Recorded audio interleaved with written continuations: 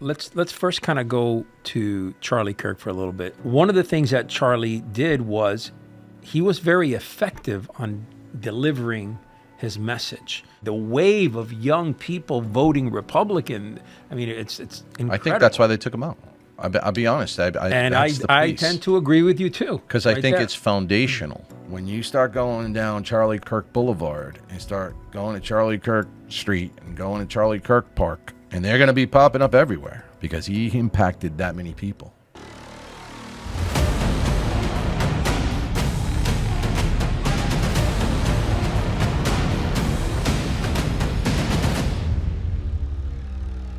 Giovanni Feroce. Hey, brother. Welcome to the Man of War podcast, man. Appreciate it. Thank you so much for having me. Well, appreciate it. We've been kind of chatting up here before we got started. And for me, I look at this from a point of view where when I bring men in here, I want them to I love the fact that you're, father of several kids. Okay, that gives you already a lot of credibility in my book. Thank you. But also, I love the fact that, as far as your mentality, I see it. Like it's, you're a father, but you're very focused on what you want. We talked about college a second ago. We're going to go into that. But we're going to open up this podcast by really talking about what's happening in the world right now. And as of yesterday, it was September 11th. Very solemn day. That was a life-changing day in my life and for many others that I know, especially men who went into the military after that, law enforcement like myself. So that was a day for you. Oh, absolutely. Okay. I call it a pre-9/11 career and a post-9/11 career. Two different military careers. Beautiful. So we're going to talk about that. But I want to jump into Charlie Kirk's assassination. Yes. And as we get the news today, what I see is that unfortunately, I would have loved it to be, and I hate to say the word love, but I would have preferred it to be a professional killer, someone that they hired and because hearing that he's a 22-year-old college kid that just went down a bad path and built this hatred, it just like I can't compute. I was talking to my son today, and he's in the University of Alabama, and he's going to be 20, and I can't even. Yeah, no, I got to tell you though, I'm going to reserve, my final assessment to still thinking there's another component, only because I saw the drop from his escape from the rooftop. Mm-hmm. And, I've been through training and I know guys who've been through training in life and our bodies now have morphed or whatever, but I don't care who you are. You do a 20-foot drop and land on your feet with gear. That's not just a kid who's pissed off. I mean, he obviously either trained himself or he did a lot of training. Mm-hmm, mm-hmm. And why did he escape with a weapon? Like, you know what I mean? So I don't want to, hijack the conversation on going a different route. Mm-hmm. But I have to tell you, there's a lot of unanswered questions because it's not like other shooters that, were taken out on the spot or they took themselves out or just, left things. It's just really odd. But, him having driven 300 miles, there obviously was some planning because he did not go to school there from what I understand today, and he drove 300 miles. For those of us, I come from the Northeast, if I drove 300 miles, I'd have to be in Philadelphia. Yeah. So it's not something I just went down the road for. Yeah. One of the things that are coming through the pipe now is that, he had some communication on Discord channels and things like that. And I mean, I don't know. Look, but still, you can't deny that if it's him, obviously, 22 years old. I mean, no matter what, whether he was a trained guy or not, I mean, that's just like, it's tough to swallow. I agree. It's tough to swallow. And it is my assessment over the last probably 10 years that fathers right now in this country are failing. A good portion of them, okay, and you Or start non-existent. or exactly or non-existent. I think it was the last statistic that I read was, I think it was 1 out of 4 homes in the United States does not have a father. It's terrible. So you as a father, let's start prioritizing your life here. Okay. How old were you when you had your first child? 26. Okay. And I'm assuming you went through the traditional route of getting married, having kids, or Yes, I did. Had a few different ways, but ultimately, I kept my family together at the end of the day, regardless of the difficulties and even what unfortunately was the traditional times of the last few decades. People trying to tell you to get divorced and leave your family and do all sorts of things and make yourself first. yeah. So I unfortunately went through some of that, but ultimately kept my family together. And it's been the greatest, best decision ever. And I would tell any man to look at his family first, regardless of the trials that you go through sometimes. Knowing that I was able to do that really, really, really, was one of the biggest decisions of my life. And I will tell you, even from a time frame standpoint, I remember in 2019, I had made some big decisions in life. I was coming off some big business moves. The military, unfortunately, was no longer an option for me. I was older. There were other things. And I created structure. I created structure first by volunteering I'm a Roman Catholic, at my church, to do the announcements. That made me not go out Saturday nights. Gotcha. So Yeah. I was You like, needed okay, to be up all right. So bright-eyed and bushy-tailed in the morning, ready to something go. simple. Then physically, I remember I lost 26 pounds, and I lost it by putting structure back in, particularly the military training, our PT. Yeah. I had a lagoon that was about 2.25 miles around, and so I started doing that every day. I was getting older, so I couldn't do 100 push-ups at one time, but I would do 25 at a time, but I did it 4 times a day. And then I used the gym and literally just did one set on how many machines for 30 minutes. And brother, when I tell you, 26 pounds. Yeah. Okay, but why? All of a sudden I have 700 push-ups a week. I'm going over 14, 16 miles a week I'm running. I'm doing, crazy you're putting stuff, in a lot of right?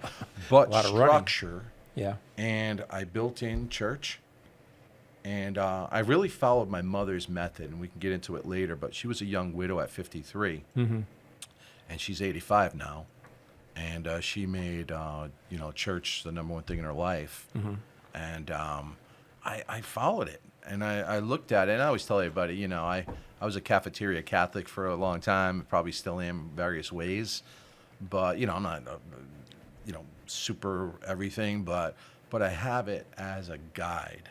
And for me, it's a speed limit. Yeah. It's like, hey, can I go 90? Sure. Can I go 45, 40? Yeah, that's not too good too. Right. So, but, I kind of know to go, don't go more than 10 over and just go. Yeah. And it's always been great for me. So, so from a traditional standpoint, didn't go the exact traditional route, but I was able to keep my family together, and it's been phenomenal. How important is your family, keeping them together? How important was that in your life? The most important thing. There's no better satisfaction, to be honest with you. Yeah. That's what I'm saying is like there's people that, keep looking for the next thing and the next thing and the next thing. And whatever. It's like, bro, it's right here. Like, you can't be more satisfied. Yeah. And even memes that I sometimes post or other things that, are very strict and more traditional, let's say, that maybe I didn't, follow exactly or whatever. I tell people, so what? I wish I did have someone like me to say no. Like, that's a mistake. Go do it again. Don't do that. But instead, I think, during our time frame growing up, we had a lot of friends or people we didn't know that were trying to pull us into a lifestyle that just made us more like them at the moment. And Right. and it wasn't the correct thing to do. Like, it's like, yeah, why don't you get divorced, man? We go out Friday night. Yeah. You know what I mean? It's like, what are Yeah. you talking about? I hear you. I mean, that's It's insane. talk to me about you were raised in Switzerland? So I was born in Lugano, Switzerland. Interesting. And my parents are Italian immigrants. So they first were immigrants to Switzerland. Okay. So they worked there for 8 years, primarily as seamstress, in making handbag factories. And I don't know if you've ever been to Switzerland or Lugano in particular, but it's like the perfect place. Yeah. Like, not a piece of paper on the ground. Very clean, not a light out. aesthetically pleasing. Yeah. It is just Yeah. unbelievable. It's the one place I remember being a kid, going back when I was 10, and seeing a Trans Am. It was like from Smokey and the Bandit. You know, I'm like, whoa, they even have that in a Cadillac. Like, so in Italy, they didn't have that. Damn. But they have, like, everything. Yeah. So we went from Switzerland to the United States, in particular, Rhode Island. Had some an aunt and an uncle that lived there, and so we went there. But to be honest, the original story, my mother didn't like it, and they left. Really? Yeah, they were like, she felt like Cinderella. It's like all I was doing was mopping floors and making food for people. And Okay. like, she's like, well, like, Switzerland's better than this, and which I understood, because, you know, that's probably a typical story for a lot of immigrants. But, you know, my mom and dad were married young at 21, and they were married for 33 years when, unfortunately, my dad passed away. And so they as a team maneuvered. So they tried to get back into Switzerland. Switzerland said, no, you left. Oh. So then they were stuck in Italy, and in Italy at that time it was very challenging for work. There was hardly any work, and so most Italian immigrants coming out of World War II, all the kids that were growing up, such as my parents, you either moved to Germany or you moved to the United States for work. And, Really? That's the way it used to be. So my Interesting. aunt, my oldest aunt on my father's side, she took her family to Germany.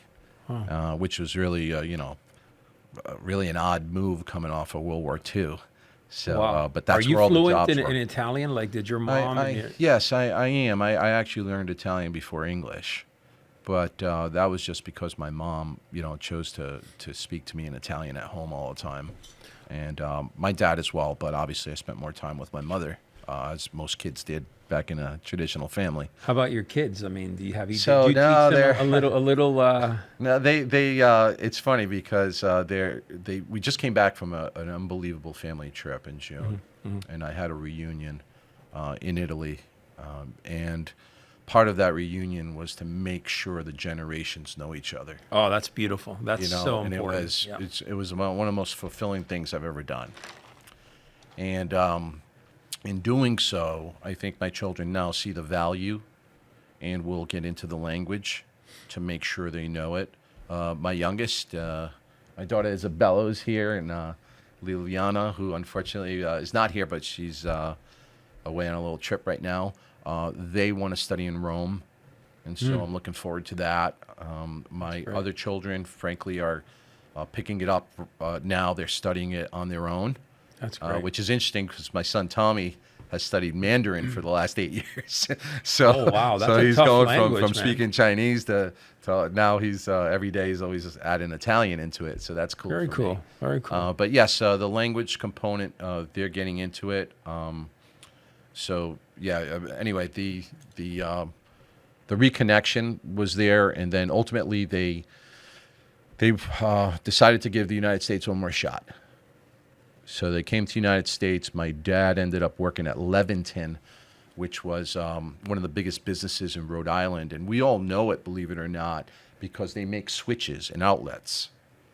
So that was like a huge company. And it had a big Italian contingency there. He actually ended up writing a song for the people that were from a particular town. My dad was a songwriter. Cool. And then my mom got into the jewelry business and industry as a factory worker. And for those who don't know, in Rhode Island, they were the jewelry capital of the world. They produced 75% I didn't know of that. the world's what we call costume jewelry now, or trend jewelry, Really up and through 1979. interesting. And it's funny that later in life, when I had my big hit, it inadvertently ended up being in jewelry related or the jewelry industry, but I did not Got even it. thought about it. That's interesting. So yeah. So, when did you dive into some of the politics? Yeah, so it's an interesting story.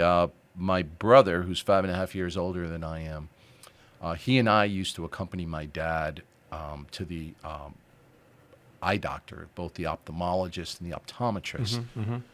He always had eye issues. And around 1975 or so, 76 or something like that, he ended up finding out he had a detached retina. So back then, this was before Sugar Ray Leonard, the whole 9 yards. It was like, no one knew all that stuff. Yeah. And, now everybody had health care and all that, So as a kid, he had gotten hit in the head with a bocce ball, which it sounds like a funny thing to say, but he actually was scarred from it. He had a protrusion that was then healed. And that must have likely been the cause. So anyway, the optometrist is the one who found that. And so my brother had wanted to be an optometrist. And he ended up going to college at Rhode Island College, and then ultimately was going to go to the New England School of Optometry. And they had quotas for different states, different students in New England, and then outside of it. And my brother had gotten in, and then right before he was ready to go, they called him up, and they said, well, who do you know in the governor's office? And they're like, what? I said, well, the governor's nephew wants to be an eye doctor. They're like, what are you talking about? Says, well, yeah, you're going to have to get waitlisted. And now I was the head of my family since I was 8 years old, because I spoke English and Italian. My brother had to learn English a little bit later. That's interesting. So I was always the head caught of up my, after you? Yeah, so it was always it was an odd thing. I mean, obviously he's awesome man and leader and stuff, but he's it was just by default I was the younger guy running the show. Yeah. And in doing so, I never forget that day. I was like, this is never going to happen to my family ever again. And I immediately decided I was going to get into politics and be an attorney. That was going to be my original path. And then instead, because of my brother and his success in business later, I joined him in business. So I didn't become an attorney. I stayed in business. But I studied political science back when I thought that's what you're supposed to do to get into politics, not, for any other reason. So I was like, so I took it very serious. I took debate very serious, which, talking about Charlie Kirk today, and we'll get into that later. Like I took it seriously. I loved the debate team and things like that. And so, he ended up putting together an optical business. I joined him afterward, and that's how we ended up in the optical industry at first. And politically, what happened was I went into the military. Yeah. I was 17 at a sports banquet in high school. And one of my friends was getting an appointment at West Point, and Claiborne Pell was giving him the letter. And I remember sitting there, and they're playing the national anthem, and I literally got the chill, like I love my country. Very patriotic, sure. Patriotic. And I called the recruiter up, and they're like, you have the right number? Because at that point, they were calling me every other week, and I was like, nah, I used to joke around. I was a big jokester. I used to be like, nah, I'm going to Canada, like kidding around. And then I called them, and I said, all right, well, how do I become an officer here, as fast as him or faster than him? And he said, well, if you go to active duty basic training, and then you take your freshman year, you come back. It's called a simultaneous membership program. You join the Army Reserve. Come back, you do do AIT, Advanced Individual Training. You're in between your freshman and sophomore year. Then at the time, they didn't have an age restriction to getting commissioned. Not age, excuse me, a graduation requirement. So I was able to take 300 level military science my sophomore year, and then 400 level military science my junior year. So I was actually commissioned as I was 20 years old when I got commissioned. Wow. So I went and enlisted to officer, which proved to be the best thing ever for me, especially later in life. Applying it to business. But in that process, so ultimately the point to the story was, all of a sudden I find myself graduated from college. I'm an Army officer. I came back. Although I was on active duty for the Gulf War, it was over before I got to go over, which frankly freaked me out because I was a second lieutenant infantry officer and I'm in Fort Benning.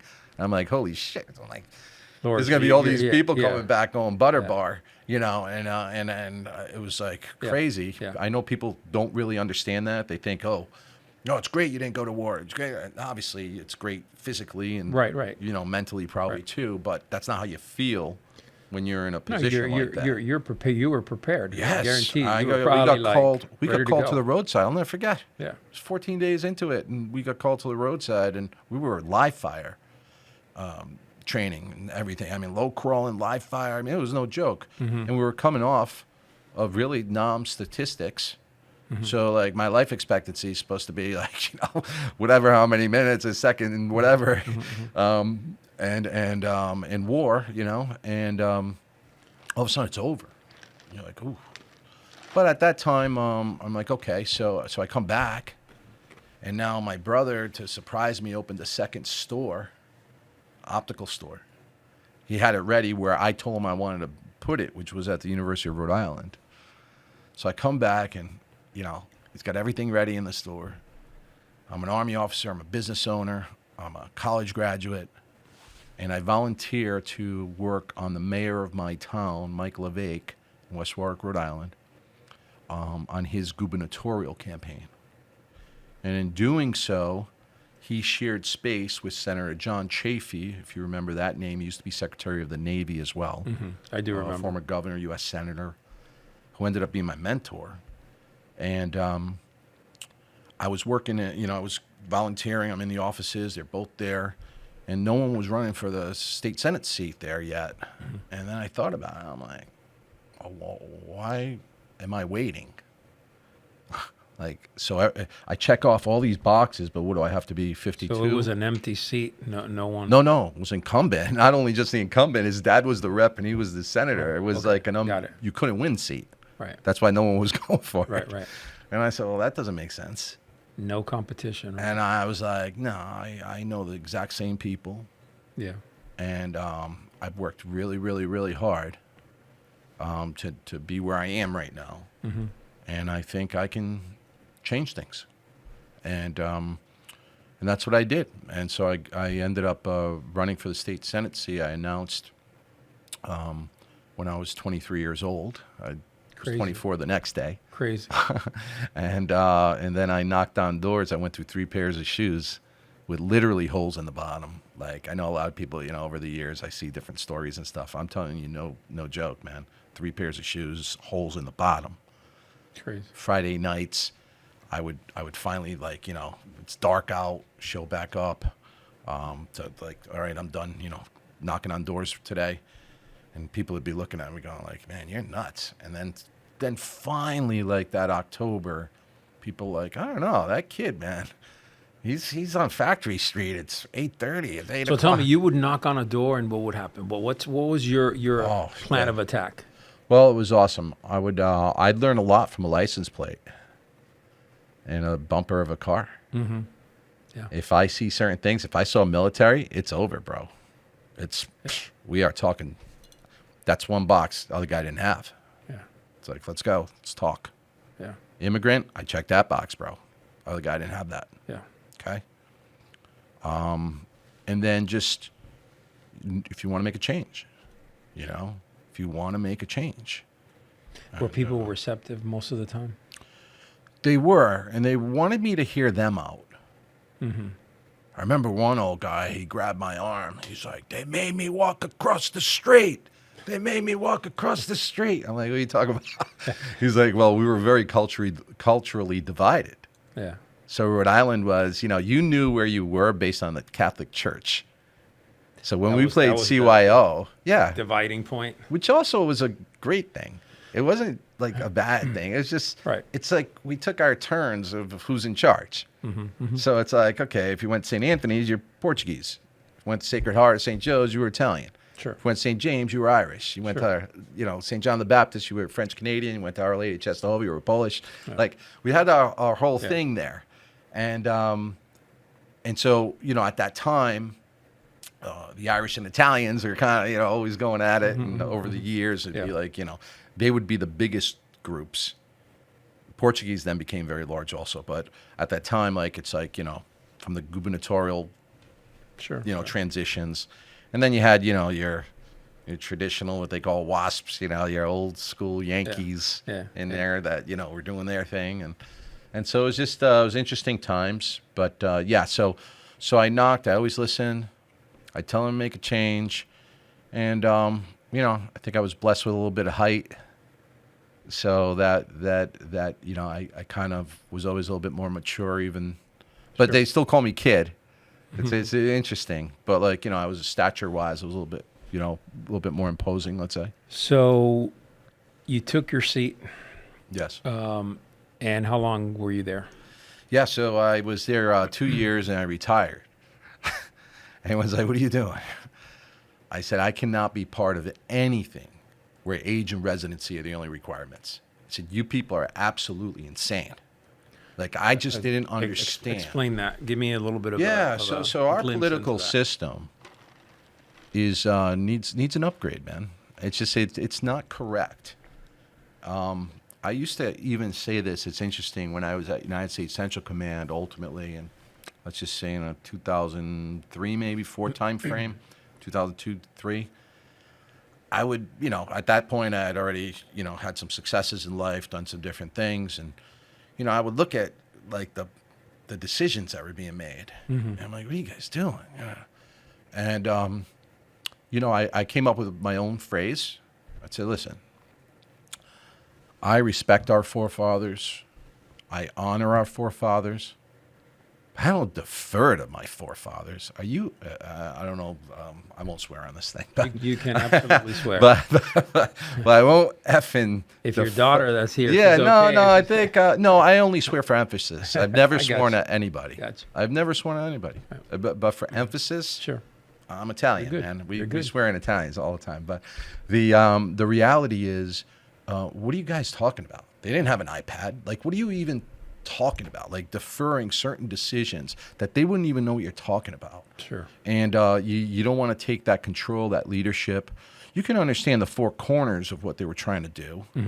And yes, for that, thank you.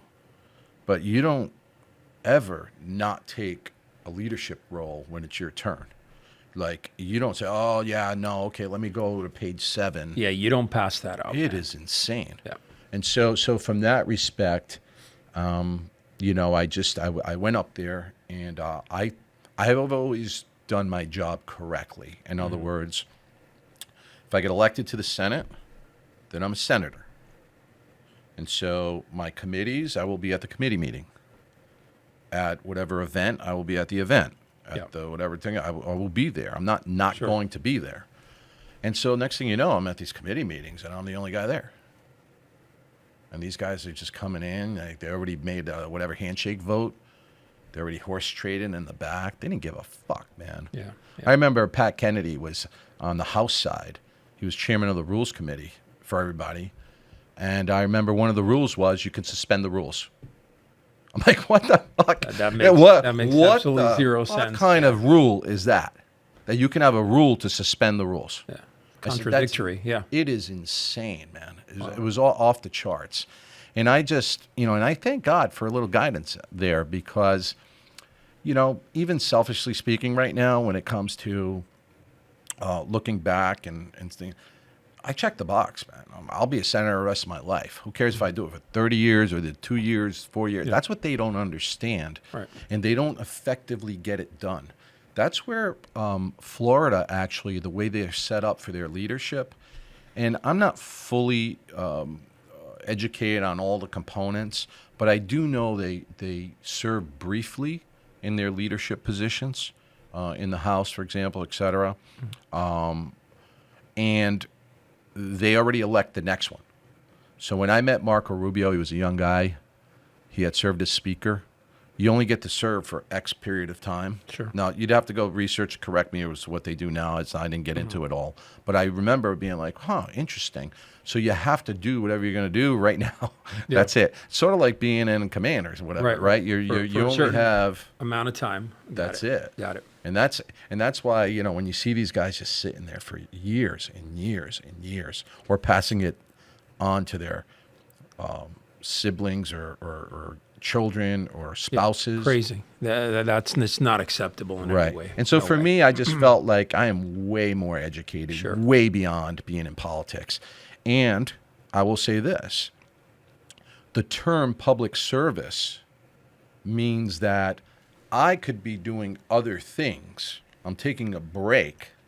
I'm going to come here. I'm going to help you guys out for a minute. And then I'm going to go do something else. And that's not where we are in politics anymore. These freaking guys, they come in and they think it's a job.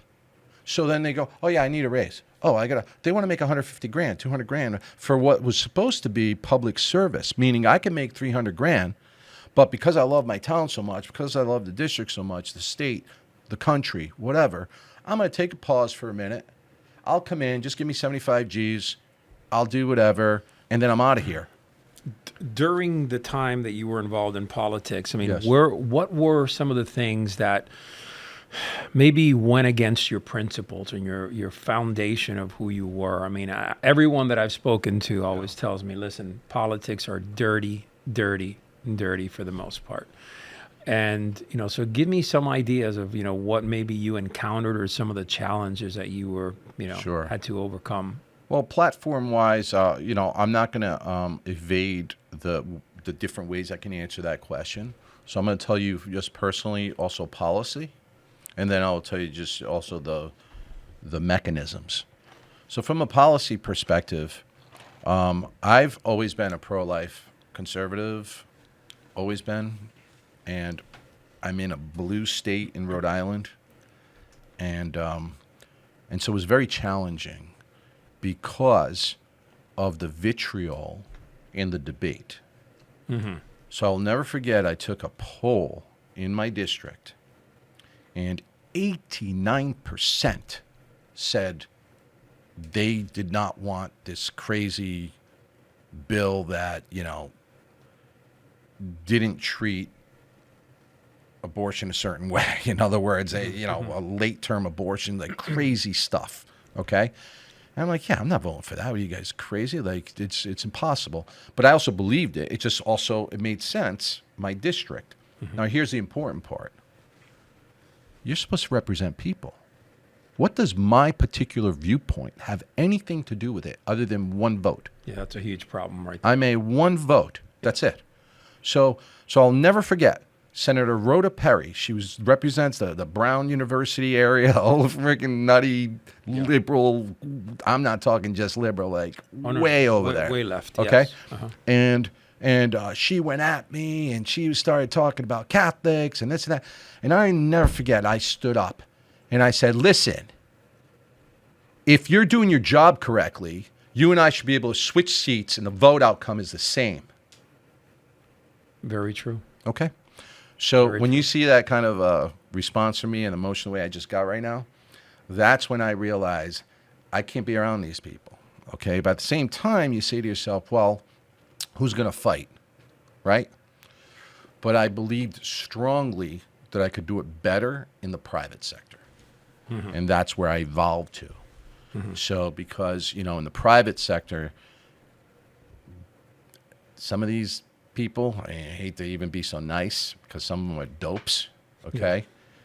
You give them $100 contribution, they'll vote for lions to be elephants, okay? So sad. It is like, they literally sell their vote for a $25 chicken dinner, okay? Yeah. And that's why I always self-funded. I didn't do anything. Yeah. Whenever I had like a chicken dinner or something, I gave that money away. I remember I had $3,000 in my account. I saved the DARE program at an elementary school because they didn't have funding. And you probably remember what that DARE was, some drug awareness, whatever program for the schools. DARE, yeah. DARE. Yeah. And I remember, like, I read, okay, they didn't have money, and I had like $3,500 in my campaign account, and I gave them like $3,200. So because I never cared about that stuff, you know what I mean? So it was always like, and I want to self-fund, or you want to vote for me for the right things. You're not going to buy me for $1,000. Yeah. Or for $100, or plus you have limits, right? Who cares? Like on the money side, but because it goes back to their job, they made it a job. And again, I'll bring up his name. I remember Pat Kennedy served with me. You understand? He was in the House, I was in the Senate, and I remember saying to myself, like, this guy never had an effing job. I worked at Jerry's Supermarket. Freaking trying to get time and a half on holidays. Okay, I had 3 paper routes. I cut grass with Severio. I roofed with Mike Kelly and Gene Tellier. Like, are you guys nuts? Like, this guy never had an effing job. The only thing he had was that. He went straight from Providence College into the House, Yeah. and that was it. And of course later he's going to be a cokehead. Of course later he's going to hit his car into the whatever. Of course he's going to do all this stuff.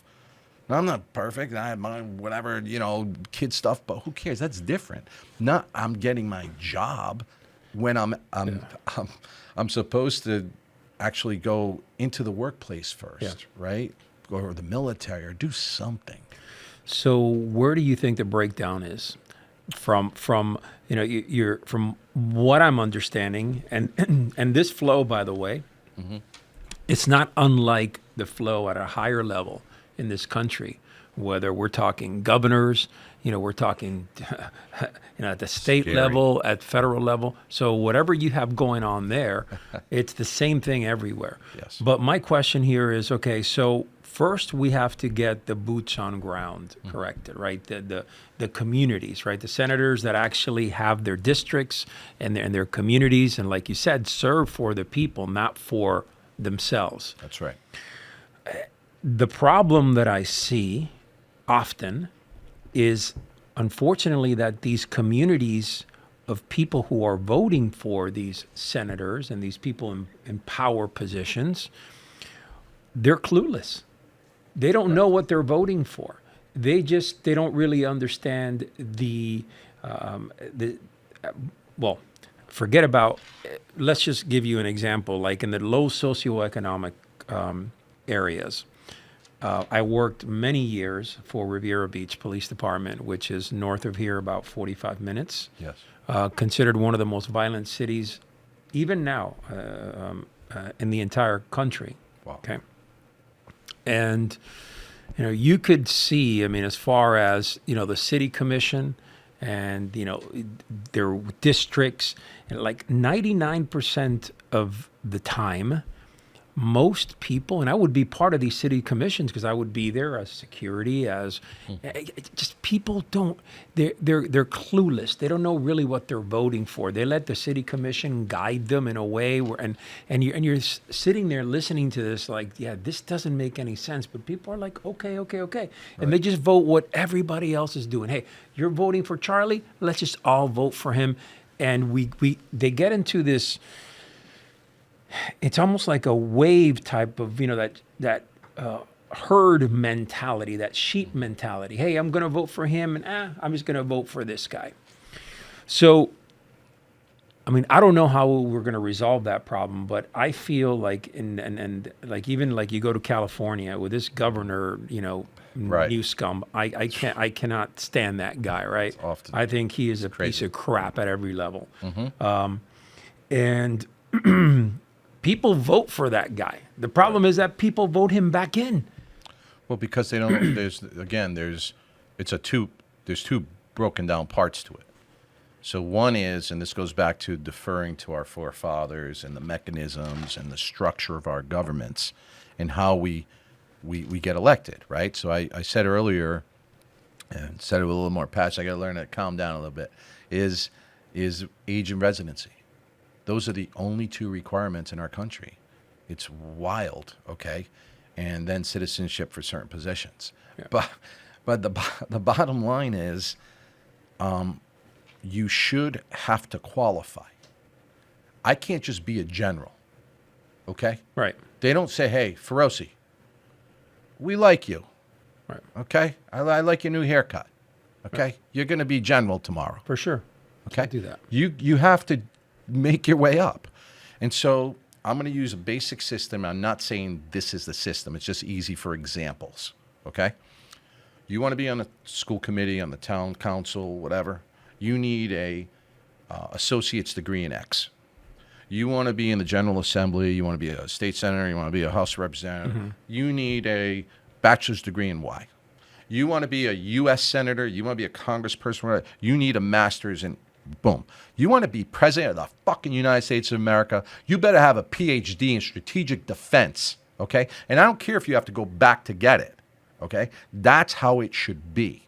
Because then you check all the boxes, you understand what it is and you have it. I can't just be a general. Right. There's criteria. There's levels to the game. If I can't just, I got to go to my basic course. I got to go to my advanced course. I got to go to, it makes sense. But that's on the politician side. And so that in and of itself would filter a lot of things right out, right? And then on the voter side, I will tell you, as a naturalized citizen, that naturalized citizens know more about the United States of America than people who were born here. Amen. I agree. So we should have that test when you go get your voter registration card. Okay? You should be able to pass that test. I have been saying exactly that right there, that they're just like a concealed weapons permit. It's not just good enough to sit there and sign stuff and watch a 3-hour class and then not even know how to depress a trigger when you're firing when you're firing a gun, but yet you, by the state's eyes, you're okay to carry it. That's right. Same thing. When you go vote, there should be some type of, you have to answer some questions to make sure, first of all, that you're mentally okay, and I believe in that wholeheartedly. To get that registration to get your card, yes, you have to apply and you have to go through a process. And the funny thing is, I know that when this airs, there will be some people who are literally not going to let me finish the sentence. That's crazy. That's crazy. Mm-hmm. Why? Because they don't want it better. They're lazy. They don't want things better. If I came into your wherever you are and I say, hey, man, maybe you should, they make this new thing. You could change this. You can react two ways. You say, what are you talking about? I love that thing. Or like, what does it do? And you learn more about it. Mm-hmm. And you say, hey, you know what? Yeah, I want my lights to flick on 3 different ways. Mm-hmm. And I don't have to do anything. Just put this thing in it. Okay. Mm-hmm. Like, you want things better. And I say the same thing, and this goes back to age. My children, I want them to be faster and smarter and better than me, okay? And yet, I can go online or have whatever debates with baby boomers. I'm a Gen X guy, okay? I'm 57 years old, born in 68. And I'm like, and they want to sit there and argue with me and say, you're generalizing, you're stereotyping, blah, blah, blah. They start going off. And I'm like, no. Actually, when I was in my 40s, I went back to school. I went through the advanced management program at the Wharton School of Business at the University of Pennsylvania. And everything that I already knew because I'm experienced and actually did it in life, they actually had a guy come in and talk about generations and generational differences and how this generation didn't care about kids.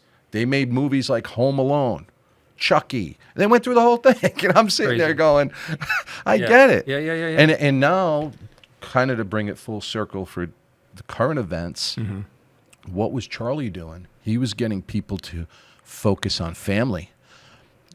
Young men making children their top priority. Children, okay? Then economic stability and family and everything. Like children. Everything, and then like being a celebrity was like number 16 or whatever. It's like the last thing. He was changing, and I see it with my own children, and that's the best part. Is I can physically look at them and see a difference between generations, and say, yeah, I didn't raise those kids. Those kids were raised by these people. and I can physically look at them, not just intellectually. I can physically look at them. And that is happening right now. And yet you have to understand there are people in this world, let's say like a Pete Davidson, okay, who was the celebrity of the moment. I don't know, 2 years ago, 3 years ago, Kim Kardashian 1 week, somebody else the next week, whatever, okay? And at the time, I remember I'm seeing people like stuff that like I know, and I'm like, really? Like, you think that's normal? And then I'm seeing other people not do anything, but I'm sitting there just with my own breakdown of the situation. I remember he did something once from, I don't know, he like texted, regardless of what you think of the other guy, texted him like, hey, I'm in bed with your wife, or some crazy thing. Dude, that guy would have been taken out. Oh, yeah. Okay? There's not, like, I don't even know where he got the balls to do that. Yeah. Okay? In any other culture, society, he wouldn't have made it. Yeah. Okay? And that's not a joke.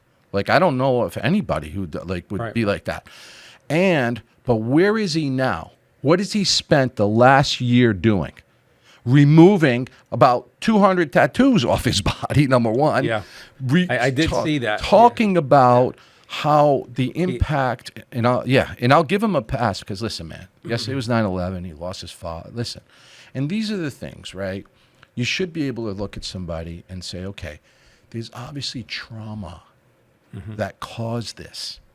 But instead, for some reason, the last decade, people have removed the trauma piece out and said, no, we just have to accept it the way it is. And you're going, wait a minute, that doesn't sound right. Why aren't you telling them, no, we love you. We will. You can be part of whatever, but be part of this. Don't ask us to be part of that. And that's a difference. But anyway, some of the things that, culturally make a difference right now. So you seem like you're an old school guy. Oh, no doubt. All right, you're a couple of years older than me, but we're pretty much aligned in our vision. What do you think is missing, in our day and age right now? Let's first kind of go to Charlie Kirk for a little bit because he's the main topic here. I believe that the left, the liberals, and it used to be, and I don't know if you agree with me here, but it used to be where you can have a conversation with a Republican and a Democrat, and typically Democrats were center left and Republicans were center 100%. right, and you could still align yourself in some values and principles that were common to both parties. 100%. Okay. Now it seems like most of the time when you are speaking to someone on the left, you're speaking to an alien, someone that is basically just in another planet. Right. Their ideology, their thinking process is very different. Their fundamentals of life are just, everything is extremely different now than what it was, say, 25 years ago. Yes. Okay. And one of the things that Charlie did was he was very effective on delivering his message. And there was a lot of young men specifically. There was a lot of women too, young girls, but men specifically were, flocking to his message in a big way. He was really hitting the 17 to 21 crowd. And I think that the left really got rattled by that, and they started. Look at how he was one of the main reasons why President Trump got elected. The wave of young people voting Republican. It's incredible. I think that's why they took him out. I'll be honest. I tend to agree with you too, because I think it's foundational. Yeah. I think why they took him out is very simple. Do the math. If you look at the poll that came out whatever last week, I started a reference of what's important to who, and you had the male Trump voter, the female Kamala Harris voter, the whole 9 yards. They made having children last, or number 12. But you know what? Good. That was going to be the math. Yeah. They're going to have one. Conservatives are going to have 5. They started doing the math. And they said, well, wait a minute. We were offsetting that with the porous borders. But now we have border control. Well, how are we going to offset these guys having 3 kids, 5 kids, 7 kids? Yeah. And you got these other people screaming in the middle of the street with, green hair going, I'm not having any kids. Well, first of all, I don't think anybody wants to have a kid with you. Okay, number one. Number two, good. Okay, but then they started doing the math. And it was very apparent that the younger generation was not following in the footsteps of the previous, parenting system. And again, I have the luxury, thank God, really, right? That I'm so blessed with children to be able to say, okay, what am I hearing? And they're probably or might take a route the way I did of, let's say I did in politics. I gave you, hey, I'm 20 years old, I'm a commissioned officer, 24, I'm a senator. Like I didn't put age in it. I put accomplishments and milestones. Sure. If my kids came to me and said, okay, hey, I want to get married, whatever, great. As long as it's for the right reasons, right? And different things. And I'm going to be a grandfather in end of November, early December. Congrats, man. So Congrats. thank you. So like, great. It's like, let's go that route. But people started to get intimidated. And this goes back to, I forget it was yesterday or the day before. I think it might have been yesterday. I did a video. And I was just talking about the parenting part, which I said you have to look at your own families. Yeah. Now, I was always I hate to use the word scared, but more, it wasn't scared. It was more conscious of, am I going to, friends and family who this is going to apply to, they might, read it in a different way than what I'm really trying to say, which is, hey, I just want to make sure you heard this in case nobody told you. Like, not, I'm trying to force this on you, okay? But I wanted them to know, no, you need to look in your own house. You need to look at your own kid. I don't care if they're 35, 40 years old, okay? Or they're 9 years old, or they're 3 years old. And you got to look around, and if it doesn't look like everybody else type of normal thing in life from the successful side, not the unsuccessful side, okay, then you need to adjust. And I don't give a fuck what you went through, okay? I gave mouth to mouth to my dad, who's dead, just to give my mother hope for 15 minutes, okay? I went to Germany and found my grandfather, okay, after freaking God knows how many years, okay? He died in 1944, okay? Taken from Italy, died in a concentration camp. My mother was 3 years old. We finally found him, okay? And the trauma she went through, so what? That's what I'm about. Sure. She didn't sit there and decide, okay, I'm going to let Giovanni do whatever he wants to do. No. Are you kidding me? She's a sharpshooter with a slipper, okay? She didn't give up her job. Yeah. My dad never touched us, man. my mother never did either, but was awesome as a sharpshooter with a slipper. But she was a parent, and I'm the same way. And if someone says, well, what about when you did this or that? It doesn't matter, man. That was a mistake that I want you to do. It's like, imagine if I go home right now and I don't tell you about an accident I see, and I just let you go sit in traffic because I'm not, Right. What's the first thing you do when you're a parent? You tell people don't do things. Sure. Not to do. To do is also important, but you try to guide them in the right direction, of course. And so I just think right now there's a generational shift. However, this is the part I will tell you that I think was miscalculated. I personally believe this assassination of a non-president has only one equal, which is MLK. It might even be bigger because of the sheer population that it affects. Okay? So when you start going down Charlie Kirk Boulevard and start going to Charlie Kirk Street and going to Charlie Kirk Park, and they're going to be popping up everywhere because he impacted that many people, that it will for generations, JFK on the presidential side, as he did with the boomers, and MLK to the minority community, same time period, so forth. But what he just This will have sacrificed, long lasting impact, without a doubt. forget it, man. Yes, It's and I agree with you. other level. JFK for the president's side, I Yes. think this is bigger than, without a doubt, this is bigger than MLK. Yeah, but what happened was you had, people that kind of came off of the MLK, and I'm sure initially it was all heart, but then some of them went in wacky directions and other things, and it will happen here, unfortunately. I may agree, yeah. It will happen here. You are going to get someone who wants to grab the mantle for the wrong reasons or for ego or for something else. And I don't know who's going to emerge. Maybe it's a spouse. Maybe other people will emerge. Yeah. But his legacy, I think, is enough to cement the generations that will vote. And I don't think it's turning back with the control of the border. So with the control of the border and if you looked at the poll, liberals have like 21% approval rating. Oh, no, it's very bad right now for them. But how do you come back, right? So you don't unless you create populations that didn't exist before, and that's not going to happen. Yeah. So if anything, they're going to decrease.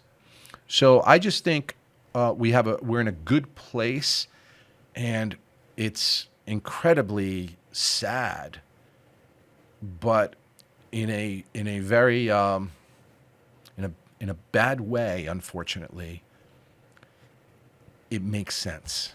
In other words, it's going to take that monumental event to solidify what's happened.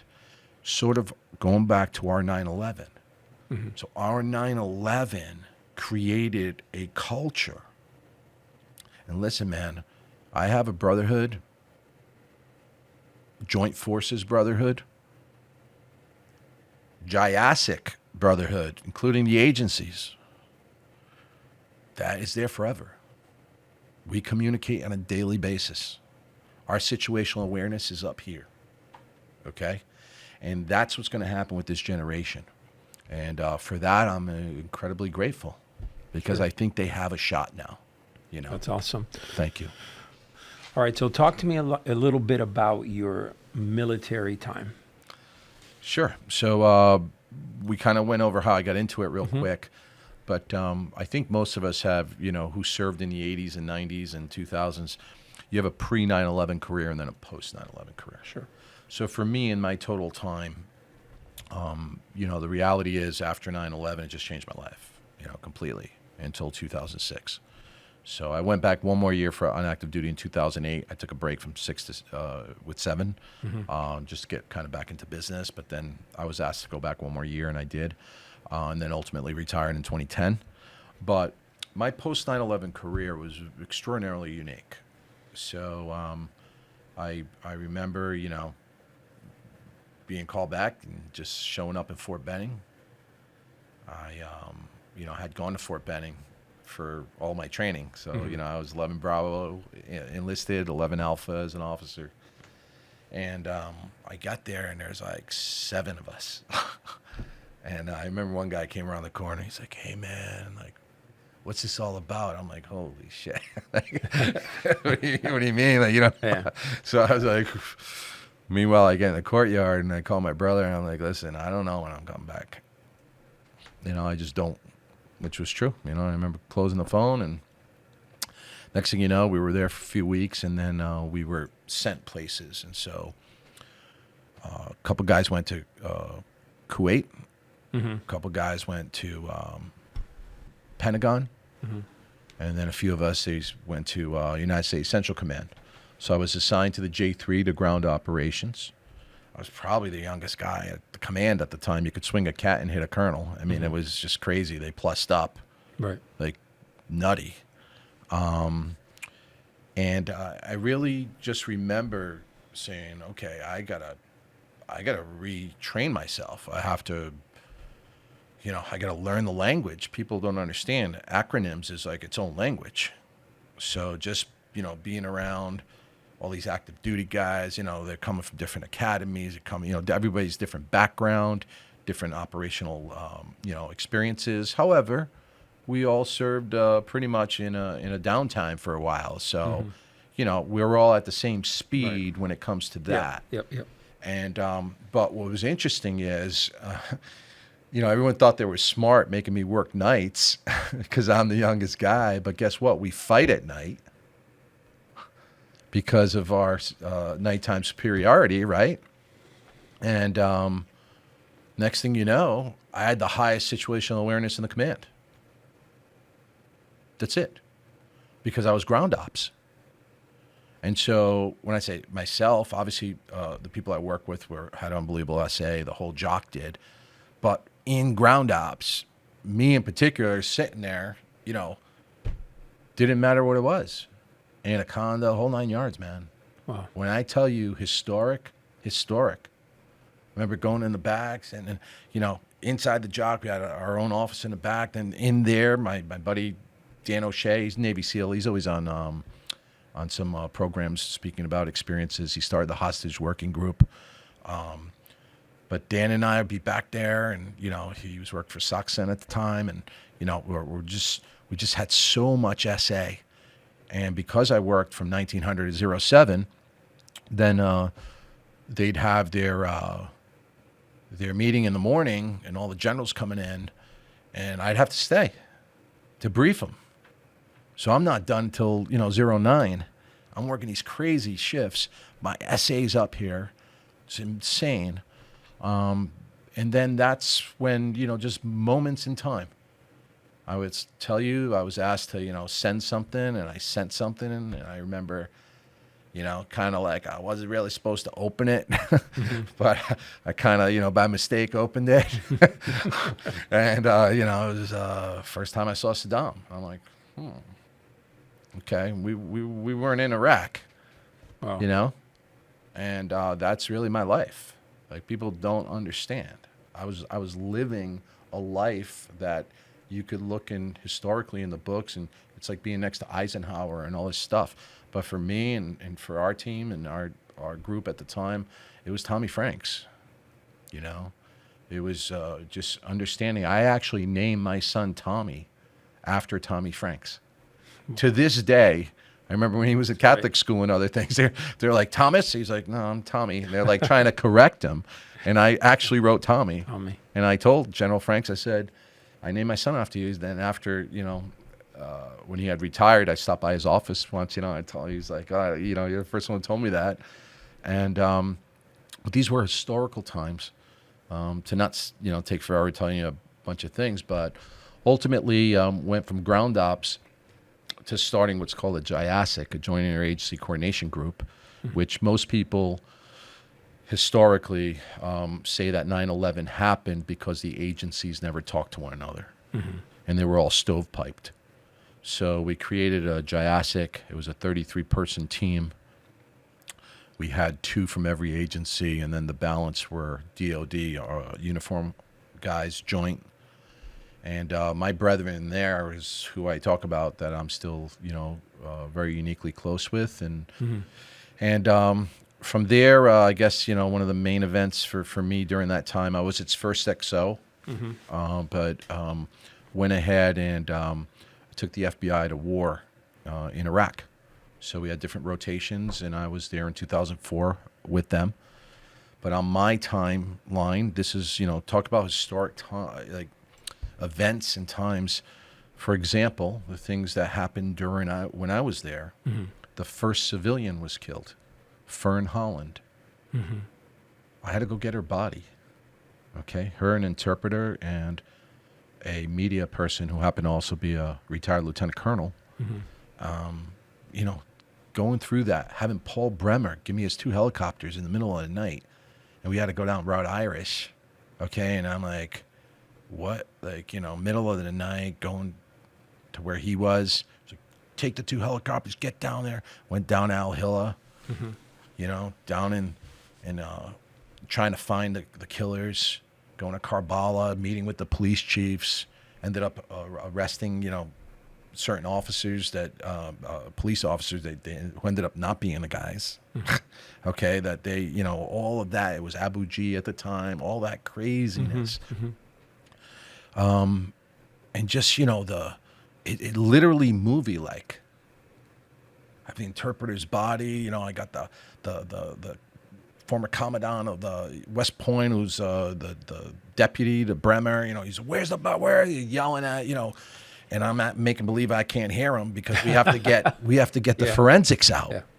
You understand? And me and the agent, I'll never forget. You know, the body's in rigor mortis in the place. You know, where they had to take her out back, hearing the cracking, getting the bullet, putting it in the blue glove, watching him wrap it up, saying, "I got it," going out. Like, these are things that are like movies, man. And you understand in the world, like, think about everything I just said in about, what, a minute and a half, that other people don't have as an experience, who are in politics, who are running businesses, who don't have any clue of how the world works in reality. Now, that happens to be one of my experiences, but I'm of the belief that everybody's experiences count, right, in your decision making. But anyway, fast forward from there. Let me kind of stop right there, so Sure. we can, because that's a great point, and I don't want Yes, to just please. run by it. One of the things that when I was in the DEA task force, every DEA agent would tell you that typically when you have a DEA agent that goes from college directly into the federal government, the level of expertise and the level of situational awareness, the level of knowledge in life is extremely low. When I, as a task force officer, would go out with DEA agents that would go from college to, you know, right into the federal agency, you could tell immediately. Those guys that were cops first, or that there were cops and they were duly sworn as a federal agent like I was, those were the best.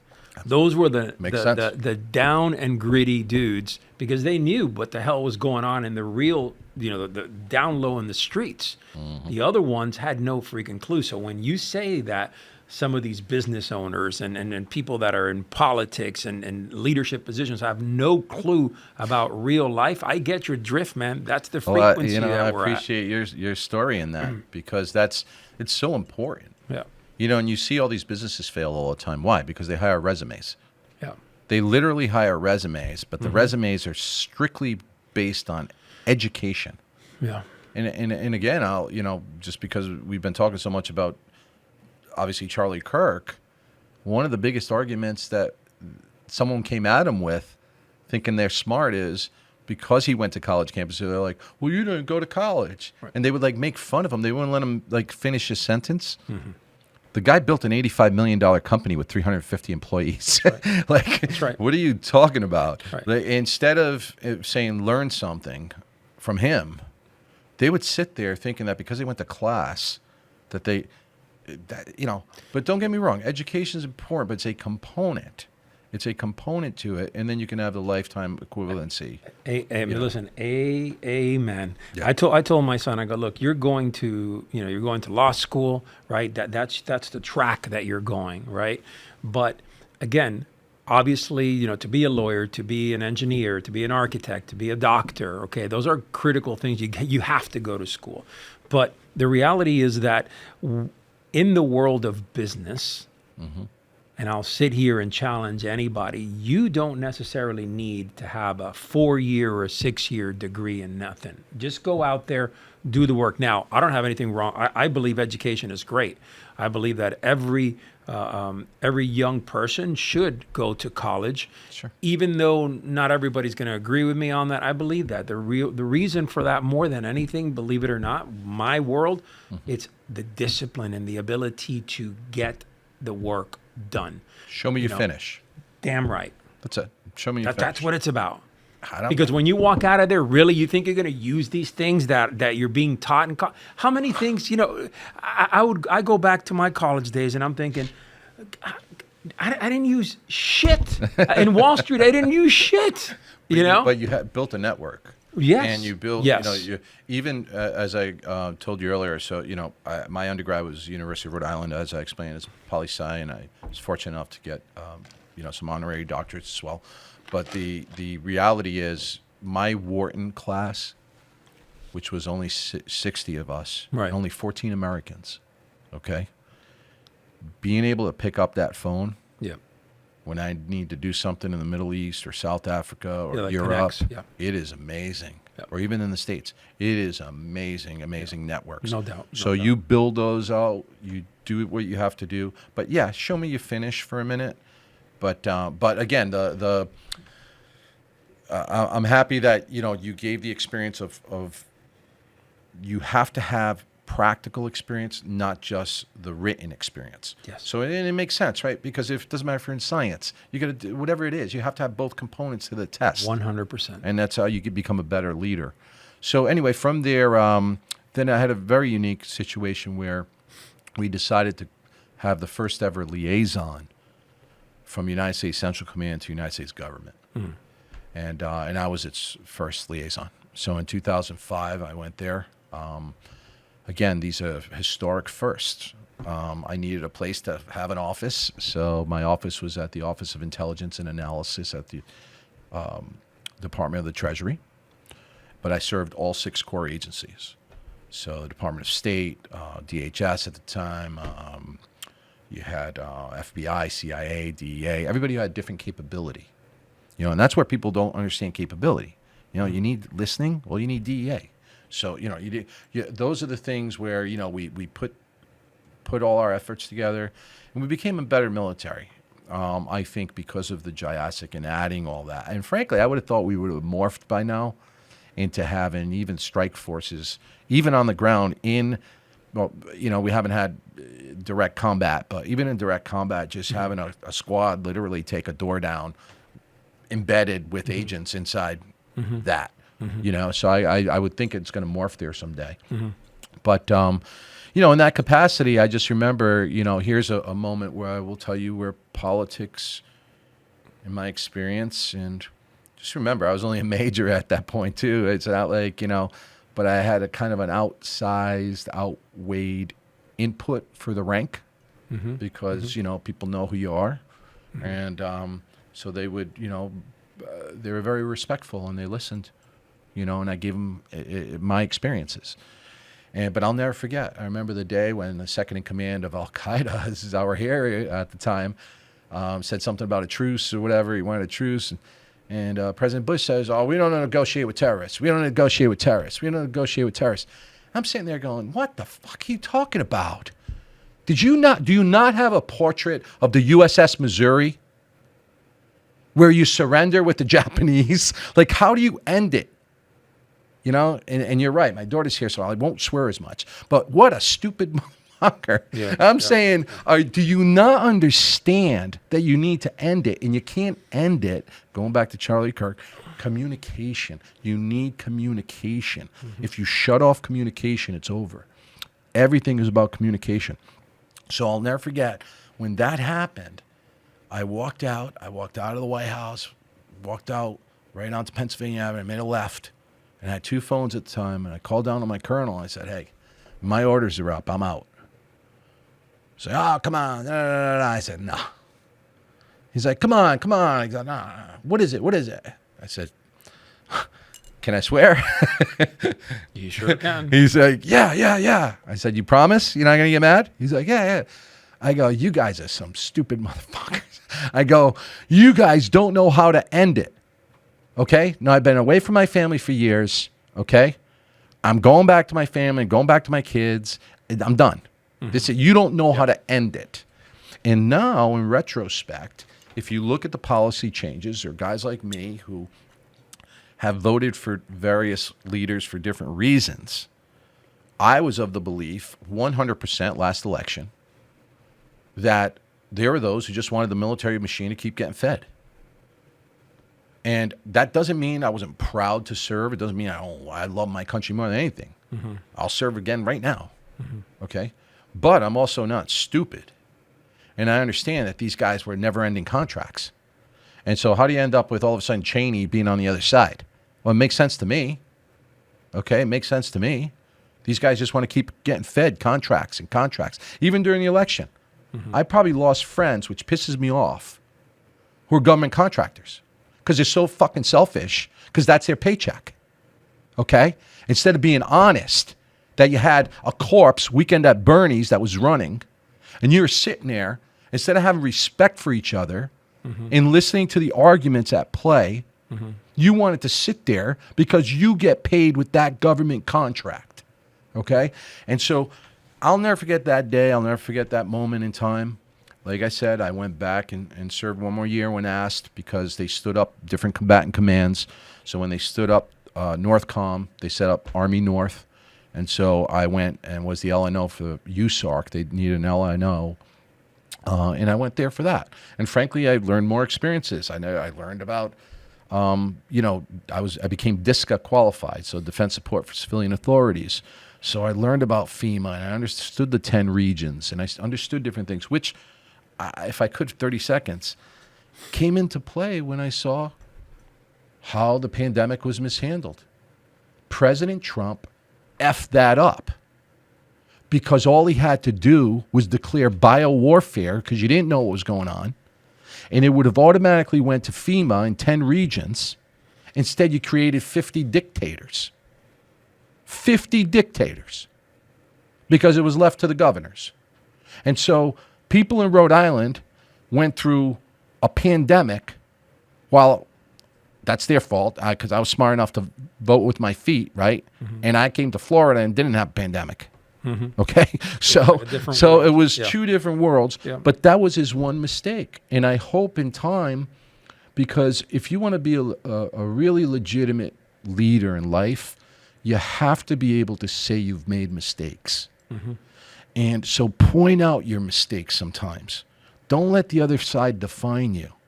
But that's one where I can tell you, and I believe I have more experience in them because of my background, that was a mistake.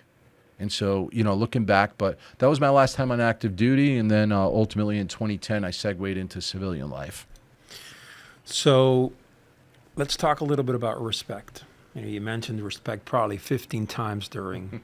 One of the things that I see more and more about respect is that people are gravitated and respect the rank, not the person. And there's a huge disconnect between, my career, I had lieutenants and commanders, chiefs, assistant chiefs, whatever it is. And, you tended to, respect the rank. Many times in our agencies, the person behind that rank was not really a person that you would follow to war. Okay? Right. And I say this over and over again, and I piss a lot of people off. I had maybe a handful of individuals that I would follow to war that really I felt were leadership material in my career. Everybody else, it was more about respecting the rank. So, when you say that, hey, people respected you and you were a leader, you had to create that following, that trust, that connection with people, because if not, it would just be more like, hey, I'm just respecting the rank, not you as a person. And when the shit hits the fan, what you're going to see more often than not is that people, if it's just the rank that they're respecting, they're going to flee and run the other way. But if it's the 100%. person that they are following, it's the person that they believe in, they'll go to war with you. Is that something that you saw within your ranks? Oh, undoubtedly. I think that, I kind of am fortunate in one way, and then ultimately, I can see now how others are affected. But the fortunate thing, I think, for me in the time frame was you weren't necessarily overly applying education to leadership. We've gotten to a point, and I hope, even I know I'm serious sometimes, but we can laugh a little bit. I hang out at certain bar to watch football or whatever, and I remember this woman and this guy were just fighting next to me, and they nonstop, and I just I started laughing. I look at her like, "Will you just stop busting his balls, man?" Just stop. She's like, whoa. She kept going at it. I go, "You know your problem?" I said, "You're overly educated. She's like, what? I go, you are overly educated. And she's like, all right, tell me why. And I went into it, right? And I'm like, you're not listening. You want to tell him when he's a guy, I'm a guy, and I understand exactly what he's saying. But you want to project yourself into just because you read something and you're not listening that he's actually telling you what he wants. He's actually telling you. But you are setting it aside for page 77 that you learned 2 years ago from some professor. Like, you're not even listening. Yeah. And so when it comes to leadership, the one thing that I've really found is the most effective is, first of all, establish yourself as a leader. So make sure everyone knows. My Bella over there knows that I'm her father, correct? Yes. We are also friends, but I'm her father, okay? And that's the problem, is we've gotten to a point, actually, you probably love this story. When I was at Wharton, because there were 60 people and only 14 Americans, so you had all these different cultures. So here they bring in the guy one day, and he's like, yeah, we're going to get rid of titles. We're going to get rid of offices. Everybody's going to be equal. Oh, boy. And boy, man, it was funny because we were probably a couple months into it. So everybody in the class looks over at me because they know I'm going to blast them. Oh, right? wow. So sure enough, I push my button. I go, that is the dumbest thing I've ever heard on my plane. He's like, what? I go, do you even understand like how impractical what you just said is? Yeah. Do you have any clue? Yeah. And then I go into it. I said, you understand that Anthony had to go into his car to finish his sales call because everybody else was talking about the soap opera yesterday that's sitting next to him, huh? And you don't understand that, da-da-da-da. And I said, and you don't think that these 500 people don't want my office? That's what you have to build.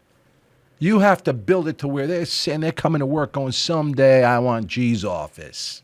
Okay? Not me going. And sure enough, years later, I go through this senior fellow couple events over at Wharton after my thing. And we go to San Fran for one. And man, we go to visit Facebook, Google, HP, Samsung, all this unbelievable thing. And I go there, and they're like, oh, yeah, that's Mark Zuckerberg's seat over there, And I remember looking around going, you guys actually believe this? Like, you actually think, like, he's never going to sit there. And then the same thing, we ended up doing one in Boston, and we go to Wayfair. Same thing, like, oh, those are the two owners' seats over there. Where are they? Funny. That is not their desk, That's you funny. dummy. Okay, like, Yeah. you have no concept. And instead, so they created these cultures. My point being is we started getting into this equality thing, right? And this no title thing, and if you ever hear me speak, you're ever bored and you want to look back at my TED Talk or something, you'd understand I'm absolutely against the phrase, okay, we're all equal. No, we are not. Okay, we are absolutely not equal. Absolutely not. Okay, so the opportunity to achieve certain things can be there, but not all, because again, experience-wise, I can never relive your life. Only you have your life, right? Which we'll get into someday as the missing link, my book, right? Why AI can't be me, cannot be you, because of your experiences. But leadership-wise, what I did is I incorporated the military management system. I created two systems. One's called reality management, and the second is my military management system for business. So one is the system. So I took basically all the directorates and I incorporated them in business. Okay, and then on the advertising side, I ended up being a civil affairs, my advanced course, so forth, and so psyops and understanding how to set the conditions and condition the populace and so forth, and awesome advertising. But on the reality management, you got to know your people, man. You got to know your people. Mm-hmm. I literally built a multi-billion-dollar company. And to watch what happened after I left was just mind-boggling. Because I believe this, Rafa. Ready? There's an engine. Don't answer this because I get everybody with this. I don't want to put you on the spot here. But it's which piece, the most important piece of the engine? And the answer is, for everybody, Every part. Every effing part. Doesn't matter if it's the smallest part. Doesn't matter if it's the biggest part. Without that part, it doesn't work. So when you get rid of Peter for a minute, who's just because you don't like this, that, and the other thing, who cares? You need the grease under the fingernails. He's the guy who's going to go in the factory for you. Okay? You need him. Okay? If you don't like her for a minute, but who cares? She's the best at whatever she does and whatever she's doing. And whenever I speak to people, I say, listen, I just better never sit in your seat and do your job better than you, because I don't do this all day. But at the same time, it has to hold true of me, which is you can't just sit in my seat and be the CEO and just think because you have a resume. F you, man. That's why the 5 after me all failed. Because no, I'm the CEO. You didn't just, I'm a CEO on paper. No, bullshit. Okay? So that's life. And so for me, being a leader means knowing people, knowing that statistically things are going on. And I speak to this again in my TED Talk when I say, I know if I have, 500 people, 1,000 people, how many people are getting divorced today? How many people had a death in the family? How many people are trying to finish their last course for a degree? How many people are trying to have a kid? How many people just had a kid? I don't need to know all the details. I know all that's going on. Okay? And what I did at Wharton, I asked all the professors one day, I said, listen, we were having a little gathering. So normally they bring expertise in every other day. But this particular event, they were all there. I said, just do me a favor. Can you guys just sit down for 1 minute? I'm going to give you an example of running a company, a real one. Like, what? I go, come on, please indulge me. I said, oh, so-and-so just announced she's getting married. Isn't that awesome? They're like, what? They looked at me like I was like crazy. They go, what? I go, yeah, man. You don't think she's awesome? No, she's going to think only of the company for the next year and a half. It's going to be great. That's all she's going to think about. She's going to think about this business and how to make it succeed every single day. That's what's going to happen. They literally thought I was nuts. And me instead, I know based on my military experience, based on my life experience, based on everything in life that work-wise and otherwise, that I now have to recalibrate the responsibility, knowing that she's only going to give me 50% for the next year. That's right. Okay? You know what we're doing tomorrow? Well, I'm not doing it, but the girls are going to go do it. They're going to go wedding dress shopping. Okay? My son's fiance. Yeah. That's what they should be doing.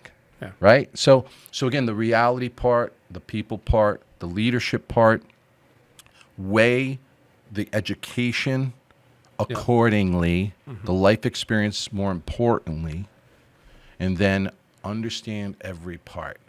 You need every part. Every part, man. Love it, man. I need every part. And that's why it's important. You know who I call right now when I need the most important things in my life? Aside from obviously praying? I call my mother, bro. And that when I make that call, it's over, man. That's Charlie on the other side. You understand? I'm like, yeah. She's like, okay, I got you. I think she set a record, 542 rosaries in August. Okay. When we bring in the big guns, it's over, man. Yeah. But I when I need it, I make that call. That's great. I make that call. That's great, man. I'm glad to hear that you have a great relationship with your mom. Yeah, and Very rare. and it's I'm so fortunate, But again, that's a perfect example. Here you have a 15-year-old orphan, okay, who was sent to the nuns. Her older sisters watched her for a little bit, but, her dad got killed in World War II. Her mom died at 15. Well, who do you think ran the damn business when my brother opened the optical shop? Wow. Okay? My mother, man. Yeah. She and I, every Friday, on one side and the other side, she'd read me the amount, I'd write the check to save 5% or 3% or 2% if you paid it before the 5th of every month. I mean, and you know what? I incorporated that when I was CEO of Alex Donnie and built it to $1 billion company by putting the comptroller. Joanne would be on one side, I'd be on the other side, paying the bills. And I'd say, hey, let's not tell anybody, stash 10%. We'd stash it. Every time I got to $100,000, I opened a store. Okay, and just boom, boom, boom, incorporating the same exact thing I did in 1987 with my mother, in 88, 9. So it's the same thing, but where's her education? Worth gold. Okay, worth gold. But one thing I wanted to say is, where I am now in life, and now that I'm in Palm Beach and have Palm Beach Equity Partners, and for me, it's like, wow, I stayed focused. Because I'm a naturalized citizen and an Italian immigrant, I am most people's grandfather. In other words, of my community and stuff, when they tell stories of their great-grandfathers and grandfathers in the 1890s and the early turn of the century and the whole 9 yards, I'm that guy. And so it's very interesting that I can look back and we evolved the way we were supposed to evolve. My mother and father worked in a factory so that my brother and I can get educated. And we got educated. We got to the next level. I call it like a football field. They receive it. Whatever the run back is either can run it back to here, stay in place, or you can run it all the way. So let's say they did better than expected, man. They took it to the 40. You know what I mean? On their side. That's great. And my brother and I were supposed to take it to the red zone. We're not supposed to score. Right. The fact they scored, that's a bonus. Right. That's Right. And then you got the other ones though that now that this generation, they can win Super Bowls. But the Super Bowl isn't monetary. Bringing it right back to Charlie Kirk. That Super Bowl is family, man. It is family. Family, family, family. Family. Create your family. It can be natural or bond it or create it amongst a community, but community and then your own internal family. Very powerful. That's where we are today. And I'm here on a peninsula. I'm not going to forget military, though. I'm on a peninsula, man. I love it, man. I love it. Hey, where can people follow you? So Giovanni Feroce, Giovanni Feroce. I have my name on all the platforms except for X. That one I don't really use. I stopped using it only because it was, to me, back in the day when it was Twitter, became toxic and it was all political nonsense.